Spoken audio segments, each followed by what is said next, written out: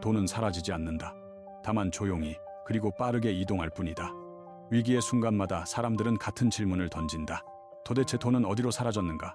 주식시장이 무너지고 부동산 가격이 흔들리며 환율이 급등할 때마다 통장 속 숫자는 줄어든 것처럼 보인다. 하지만 경제의 역사에서 돈이 증발한 적은 단 한 번도 없었다. 누군가의 손실은 언제나 다른 누군가의 이익이었고, 한 시장에서 빠져나간 자금은 반드시 또 다른 곳에 도착했다.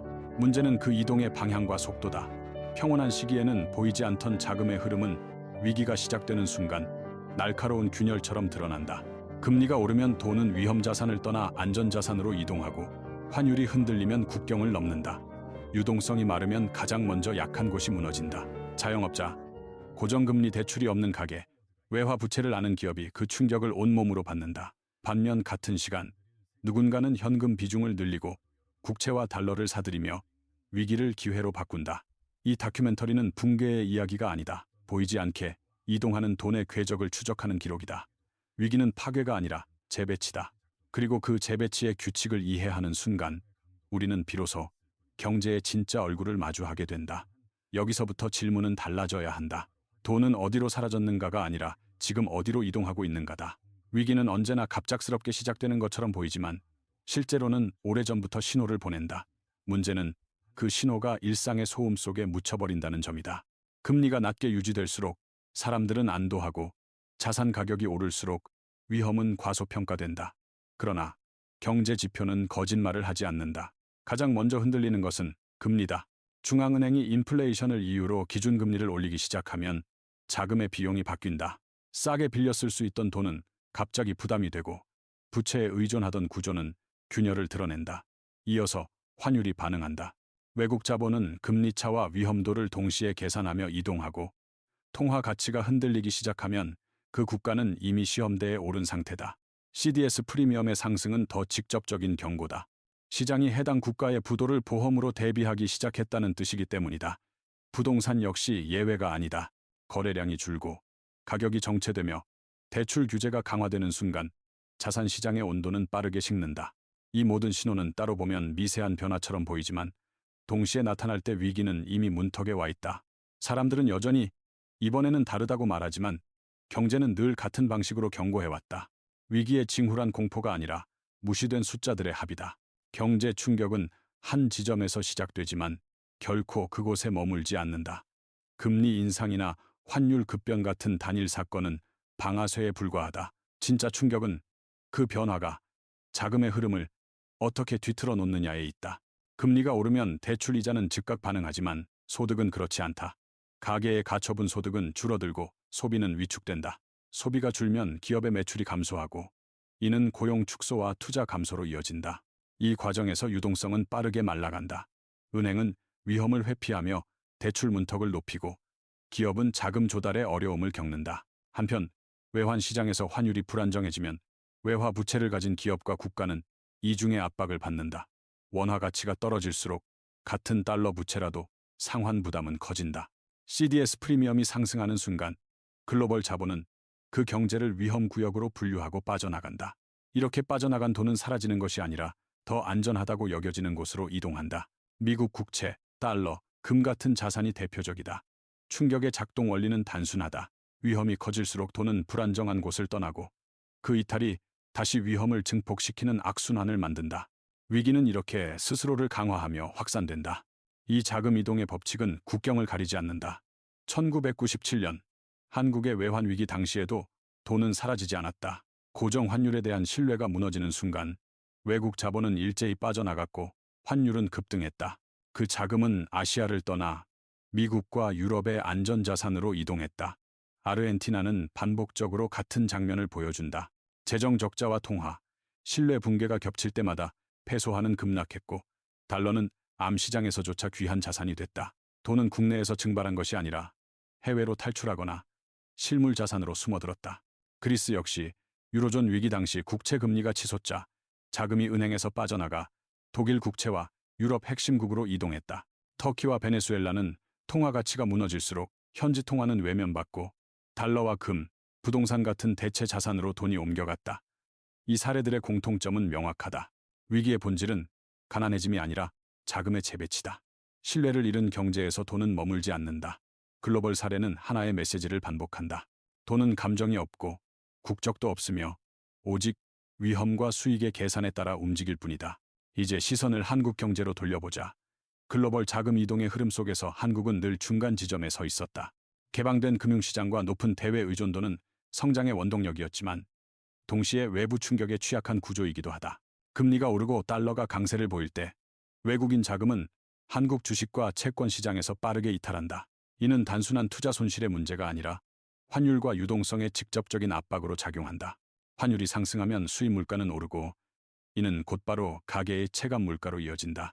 부동산 시장 역시 영향을 받는다. 대출 금리가 오르면서 거래는 줄고 가격 조정 압력이 커진다. 이미 높은 가계부채를 안고 있는 상황에서 금리 상승은 소비 여력을 더욱 압박한다. 기업은 어떨까?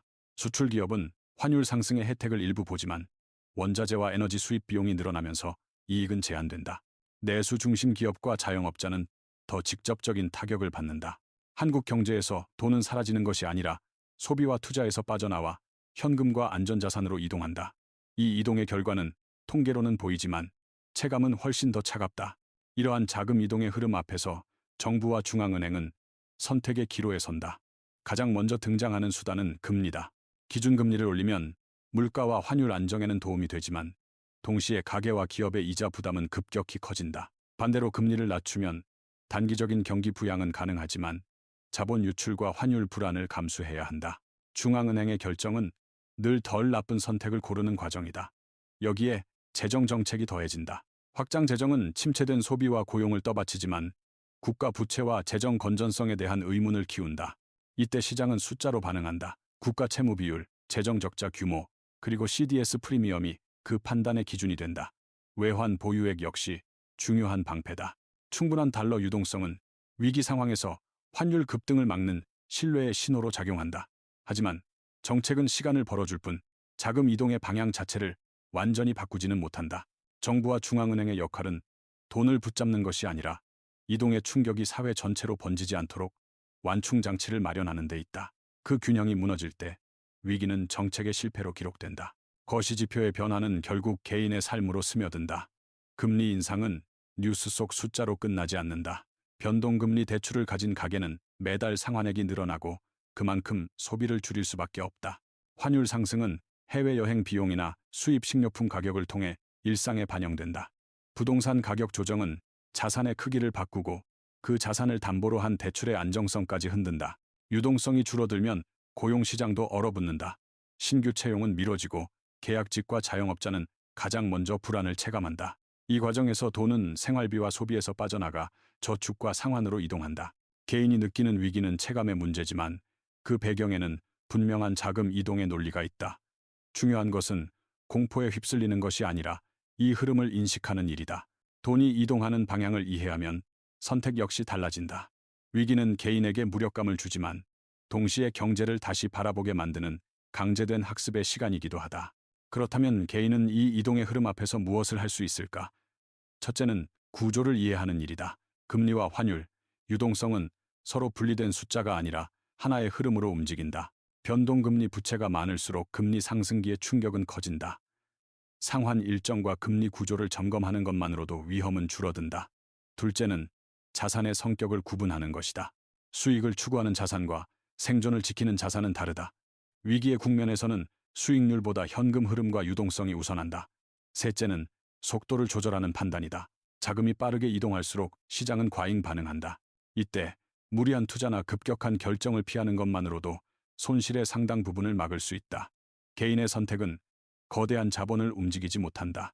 하지만 자신의 삶 안에서 돈의 이동 방향을 조정할 수는 있다. 위기를 견딘 사람들의 공통점은 예측이 아니라 준비였다.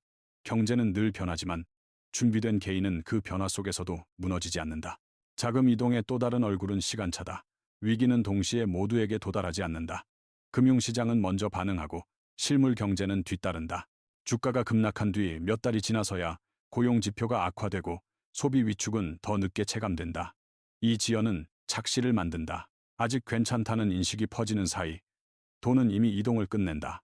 은행 예금은 늘어나지만 대출은 줄고 기업은 현금을 쌓아두며 투자를 보류한다.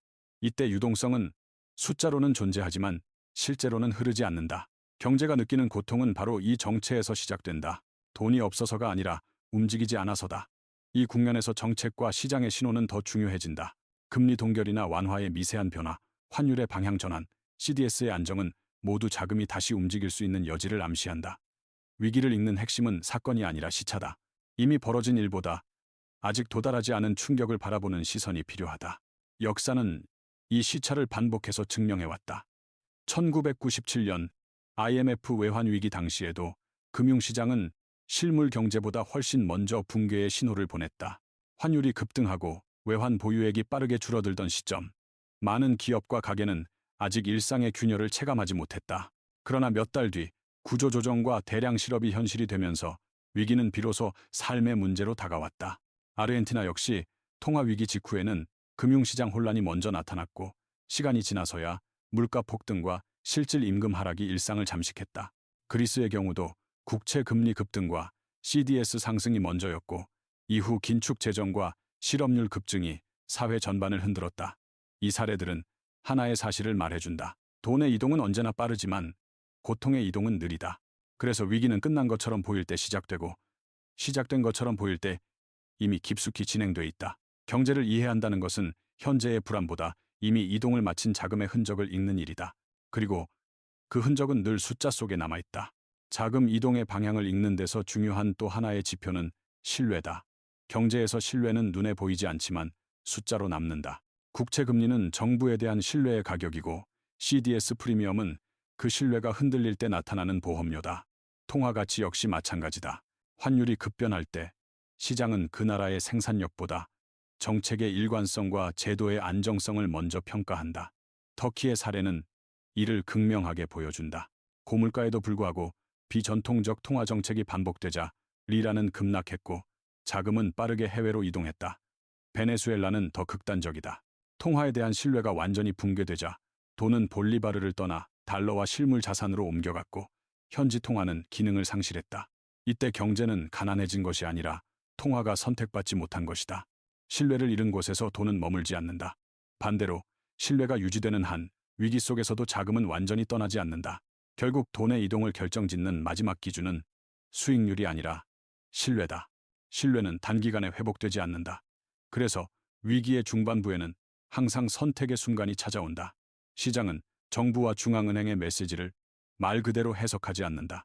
말과 행동이 일치하는지, 정책이 일관성을 유지하는지, 그리고 그 비용을 감당할 의지가 있는지를 본다. 이 과정에서 금리 결정 하나, 재정 지출의 방향 하나가 자금 이동의 속도를 바꾼다. 불확실성이 커질수록 돈은 기다리지 않는다. 주저하는 정책은 중립이 아니라 위험으로 해석된다. 반대로 고통스럽더라도 방향이 분명한 선택은 일정 수준의 신뢰를 유지하게 만든다. 그리스가 극단적인 긴축을 선택했을 때 단기적으로 경제는 큰 상처를 입었지만 자금 유출의 속도는 점차 둔화됐다. 한국 역시 IMF 당시 혹독한 구조조정을 겪으며 신뢰를 회복했고, 그 결과 자금은 다시 돌아오기 시작했다. 위기의 한가운데서 중요한 것은 완벽한 해법이 아니라 신뢰를 잃지 않는 선택이다. 돈은 감정적으로 움직이지 않지만 신뢰가 무너진 순간 가장 냉정하게 등을 돌린다. 자금이 다시 움직이기 시작하는 순간은 언제나 조용하다. 뉴스의 헤드라인이 바뀌기 전에 시장의 온도가 먼저 달라진다. CDS 프리미엄이 서서히 안정되고, 환율의 변동폭이 줄어들며 단기 자금 시장의 금리가 진정되기 시작한다. 이 변화는 회복의 선언이 아니라 공포가 최고점을 지났다는 신호에 가깝다. 하지만 이 시점은 가장 오해받기 쉽다. 사람들은 여전히 불안을 말하지만 돈은 이미 다음 국면을 계산한다. 위기 이후의 자금은 이전과 다른 곳으로 향한다. 과도한 레버리지가 쌓였던 시장은 외면받고 현금 흐름이 분명한 기업과 국가로 이동한다. 부동산도 예외는 아니다. 가격보다 중요한 것은 거래 가능성과 유지 비용이 된다. 이 국면에서 경제는 회복과 침체가 공존하는 이상한 모습을 보인다. 일부 지표는 개선되지만 체감은 여전히 어렵다. 돈은 돌아오고 있지만 그 혜택은 아직 삶에 도달하지 않았기 때문이다. 회복은 항상 통계에서 시작해 일상으로 이동한다. 그리고 그 사이의 간극이 또 다른 판단을 요구한다. 이 간극을 이해하지 못하면 회복의 초입은 또 다른 혼란으로 보인다. 자금이 돌아오는 초기 국면에서는 불균형이 심화된다. 금융시장과 실물 경제의 속도 차가 다시 한번 벌어지기 때문이다. 주가는 반등하지만 고용은 여전히 부진하고 기업의 이익은 개선되지만 가계의 체감 소득은 따라오지 못한다. 이때 다시 레버리지를 키우려는 유혹이 등장한다. 이제 바닥은 지났다는 말이 퍼지고 돈의 이동을 따라잡으려는 조급함이 판단을 흐린다. 그러나 회복기의 돈은 이전과 성격이 다르다. 단기 차익을 노리는 자금보다 안정성과 지속성을 중시하는 자금이 늘어난다. 이 변화는 정책과 제도에도 압박을 준다. 재정은 위기 대응에서 성장 기반으로 이동해야 하고, 통화 정책은 완화와 경계 사이에서 균형을 잡아야 한다. 회복의 초반은 위기의 연장선이자 다음 사이클의 출발점이다. 이 시기를 어떻게 건너느냐가 이후 몇 년의 방향을 결정한다. 다음 사이클을 결정짓는 것은 결국 구조다. 위기를 거치며 돈이 이동한 자리는 비어있지 않다. 낡은 구조가 무너진 자리에 새로운 질서가 형성된다. IMF 이후 한국에서 기업 지배 구조와 외환 관리 체계가 바뀌었던 것처럼 위기는 늘 구조 개편을 동반한다. 자금은 생산성이 높은 영역, 제도가 안정된 영역으로 재배치된다. 이 과정에서 산업 간 격차는 확대된다. 기술과 자본 접근성이 높은 기업은 회복의 과실을 먼저 누리고, 그렇지 못한 곳은 더 뒤처진다. 지역과 계층 간의 체감 차이도 커진다. 같은 회복 국면에서도 누군가는 기회를 말하고 누군가는 생존을 걱정한다. 이 불균형은 정책의 과제가 된다. 성장과 분배, 안정과 효율 사이의 선택이 다시 요구된다. 돈의 이동은 경제를 재편하지만 그 결과를 어떻게 나눌지는 사회의 결정이다. 위기는 끝나지 않았다. 다만 다른 모습으로 다음 질문을 던지고 있을 뿐이다. 이 지점에서 다시 개인의 위치로 돌아가 보자. 구조가 바뀌는 시기에는 평균적인 선택이 가장 위험해진다. 과거의 성공 공식이 더 이상 작동하지 않기 때문이다. IMF 이후 많은 가게가 부동산만이 안전하다고 믿었지만 이후의 사이클에서는 지역과 유형에 따라 결과가 극명하게 갈렸다. 돈의 이동은 언제나 차별적으로 작동한다. 금리, 환율, 산업 구조 변화는 모두 개인의 선택 환경을 바꾼다. 중요한 것은 예측이 아니라 적응이다. 소득의 안정성, 부채의 구조, 자산의 유동성을 점검하는 일은 위기와 회복을 가르는 기준이 된다. 위기 이후 살아남은 개인들의 공통점은 특별한 정보가 아니라 과도한 위험을 피하고 흐름에 맞춰 조정했다는 점이다. 경제는 개인에게 공정하지 않다. 하지만 무작위로 움직이지도 않는다. 돈이 이동하는 방향을 이해하는 순간 개인은 그 흐름 속에서 최소한의 선택권을 확보할 수 있다. 이것이 위기 이후에도 삶이 계속되는 이유다. 그럼에도 많은 사람들은 여전히 같은 질문을 반복한다. 지금은 버텨야 할 때인가? 움직여야 할 때인가? 이 질문에는 정답이 없다. 다만 잘못된 기준은 분명하다. 남들이 어떻게 하는가에 따라 결정하는 것이다. 자금 이동의 국면에서 군중의 선택은 항상 늦다. 돈은 이미 이동한 뒤에야 여론을 만든다. 뉴스와 주변의 체감은 결과일 뿐 원인이 아니다. 중요한 기준은 자신의 현금 흐름과 시간이다. 당장의 변동성을 견딜 수 있는지, 소득의 지속성이 얼마나 되는지, 유동성이 필요한 시점은 언제인지에 따라 선택은 달라져야 한다. 같은 금리 인상이라도 누군가에게는 기회이고 누군가에게는 위기다. 이 차이는 정보의 양이 아니라 구조의 차이에서 나온다. 돈의 이동을 이해한다는 것은 미래를 맞히는 능력이 아니라 자신의 위치를 정확히 아는 일이다. 위기의 국면에서 가장 위험한 것은 공포보다 착각이다. 그리고 그 착각은 언제나 나도 남들과 같다는 생각에서 시작된다. 다시 처음의 문장으로 돌아가 보자. 돈은 사라지지 않는다. 다만 이동할 뿐이다. 이 문장은 위기의 본질을 가장 정확하게 설명한다. 경제가 무너졌다고 느끼는 순간에도 돈은 누군가의 손에 쥐어져 있고 어딘가에 머물러 있다. 다만 그 위치가 바뀌었을 뿐이다. 위기는 빈곤의 확산이 아니라 자금의 재배치 과정이다. 그 과정에서 어떤 삶은 무너지고 어떤 선택은 살아남는다. 이 차이를 만드는 것은 운이 아니라 구조와 이해다. 금리와 환율, 유동성과 신뢰라는 숫자들은 차갑지만 그 숫자가 향하는 곳은 언제나 사람의 삶이다. 경제를 안다는 것은 복잡한 이론을 아는 것이 아니라 돈이 움직일 때 무엇이 흔들리고 무엇이 남는지를 이해하는 일이다. 위기는 끝나지 않는다. 형태를 바꿔 다시 올 뿐이다. 그러나 흐름을 이해한 사람에게 위기는 더 이상 공포가 아니다. 그것은 경고이고 방향표시이며 다음 선택을 준비하라는 신호다. 돈이 이동하는 동안 우리는 묻지 말아야 할 질문을 버리고 하나만 남겨야 한다. 지금 이 순간 돈은 어디로 가고 있는가? 이 질문을 던질 수 있을 때 비로소 경제는 개인의 이야기가 된다. 많은 사람들은 거대한 흐름 앞에서 무력함을 느끼지만 자금 이동의 논리는 생각보다 단순하다. 위험이 커지면 돈은 떠나고 신뢰가 회복되면 돌아온다. 이 과정에서 개인이 통제할 수 있는 것은 시장이 아니라 자신의 선택뿐이다. 소비를 줄이는 결정, 부채를 관리하는 방식, 현금을 보유하는 비율은 작아 보이지만 위기 국면에서는 결정적인 차이를 만든다. 돈이 이동하는 시기에는 수익보다 생존이 먼저다. 버틸 수 있는 시간은 곧 협상력이고 선택의 여유다. 반대로 여유가 없는 상태에서의 판단은 언제나 비싸다. 한국 경제가 여러 위기를 거치며 배운 교훈도 같다. 빠르게 성장한 사회일수록 충격은 크지만 그만큼 회복의 경험도 축적돼 있다. 위기는 늘 새로운 이야기처럼 다가오지만 그 속도와 방향은 반복된다. 이 반복을 인식하는 순간 개인은 더 이상 수동적인 피해자가 아니다. 흐름 속에서 자신을 재배치할 수 있는 주체가 된다. 마지막으로 남는 것은 하나의 태도다. 위기를 예외로 보지 않는 시선이다. 경제는 안정과 불안, 확장과 수축을 반복하며 움직여왔다. 그 과정에서 돈은 늘 조용히 자리를 옮겼고 사회는 그 흔들림을 뒤늦게 체감했다. 그래서 중요한 것은 다음 위기를 맞히는 능력이 아니라 이동이 시작될 때 흔들리지 않을 구조를 갖추는 일이다. 금리와 환율이 바뀌면 삶의 선택지도 바뀐다.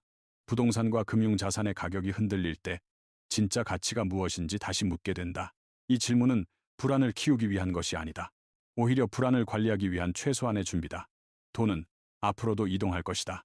더 빠르게, 더 멀리, 더 냉정하게. 그 이동은 누군가에게 상처를 남기고 또 다른 누군가에게 기회를 남긴다.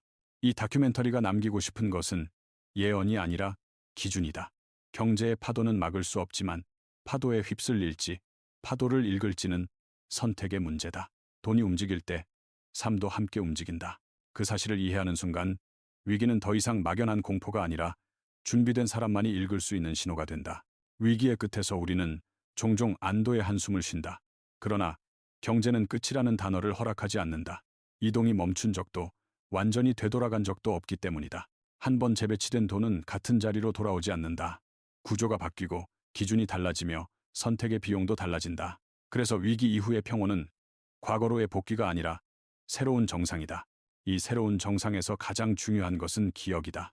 금리가 낮았던 시기의 감각, 자산 가격이 오르기만 하던 시기의 확신은 더 이상 기준이 될 수 없다. 돈이 이동했던 이유를 잊는 순간 같은 취약성은 다시 쌓인다. 경제는 망각을 가장 좋아한다. 시간이 지나면 공포는 흐려지고 숫자는 다시 익숙해진다. 하지만 이동의 흔적은 사라지지 않는다. 가계부채의 구조, 산업의 쏠림, 신뢰의 균열은 다음 변동의 출발점이 된다. 이 다큐멘터리가 끝나는 지점에서 남겨야 할 것은 결론이 아니라 질문이다. 지금의 안정은 어떤 이동 위에 서 있는가? 그리고 다음 이동이 시작될 때 우리는 어떤 위치에 서 있을 것인가? 이 질문을 잃지 않는 한 위기는 더 이상 갑작스러운 사고가 아니다. 그것은 미리 읽을 수 있는 흐름이다. 경제를 이해한다는 것은 결국 삶의 균형을 다시 세우는 일이다. 돈의 이동은 차갑고 비인격적이지만 그 결과는 언제나 개인의 선택과 감정 위에 남는다. 위기 속에서 누군가는 모든 것을 잃었다고 느끼고 누군가는 같은 시기에 방향을 바꾼다. 이 차이는 정보의 양이나 용기의 크기에서 오지 않는다. 돈이 이동할 때 무엇을 지켜야 하고 무엇을 내려놓아야 하는지에 대한 기준에서 나온다. 금리와 환율, 유동성과 신뢰는 거시적인 숫자이지만 그 의미는 매우 개인적이다. 안정적인 현금 흐름, 감당 가능한 부채, 선택을 미룰 수 있는 시간은 위기 속에서 가장 강력한 자산이 된다. 결국 돈은 또다시 이동할 것이다. 지금 이 순간에도 조용히 방향을 바꾸고 있다. 그 이동을 막을 수는 없다. 하지만 그 이동이 삶을 파괴할지 재정렬할지는 준비에 달려있다. 이 다큐멘터리가 전하고 싶은 마지막 메시지는 단순하다. 경제는 우리를 시험하지만 무작위로 벌을 주지는 않는다. 돈의 이동을 이해하는 사람에게 위기는 끝이 아니라 전환점이다. 그리고 그 전환점에서 살아남는 법은 늘 같았다. 흐름을 부정하지 않고 숫자를 외면하지 않으며 자신의 위치를 냉정하게 바라보는 것. 돈은 이동한다. 문제는 그 이동 속에서 우리는 어디에 서 있는가다. 이제 이야기를 마무리할 시간이다. 위기는 언제나 거창한 붕괴처럼 기억되지만 실제로는 수많은 작은 이동의 합이다. 누군가는 자리를 지키고 누군가는 옮긴다. 그 선택의 차이가 시간이 지나 삶의 격차로 남는다. 경제는 도덕적 판단을 하지 않는다. 옳고 그름이 아니라 지속 가능성과 신뢰를 기준으로 돈을 이동시킨다. 그래서 위기의 순간에 가장 중요한 질문은 얼마를 벌 수 있는가가 아니다. 얼마나 오래 버틸 수 있는가다. 버틸 수 있는 시간은 선택을 가능하게 하고 선택은 다시 삶의 방향을 바꾼다. 한국 경제가 수차례의 위기를 지나며 증명한 사실도 같다. 이동을 이해한 사회는 무너지지 않았다. 다만 다시 배열되었을 뿐이다. 이 다큐멘터리가 끝난 뒤에도 금리는 변하고 환율은 흔들리며 자금은 계속 움직일 것이다. 그 흐름을 멈출 수는 없다. 그러나 그 흐름 속에서 자신의 위치를 잃지 않을 수는 있다. 돈은 앞으로도 사라지지 않는다. 다만 오늘과는 다른 곳에 있을 뿐이다. 그리고 그 이동을 이해하는 순간 위기는 더 이상 두려움의 대상이 아니다.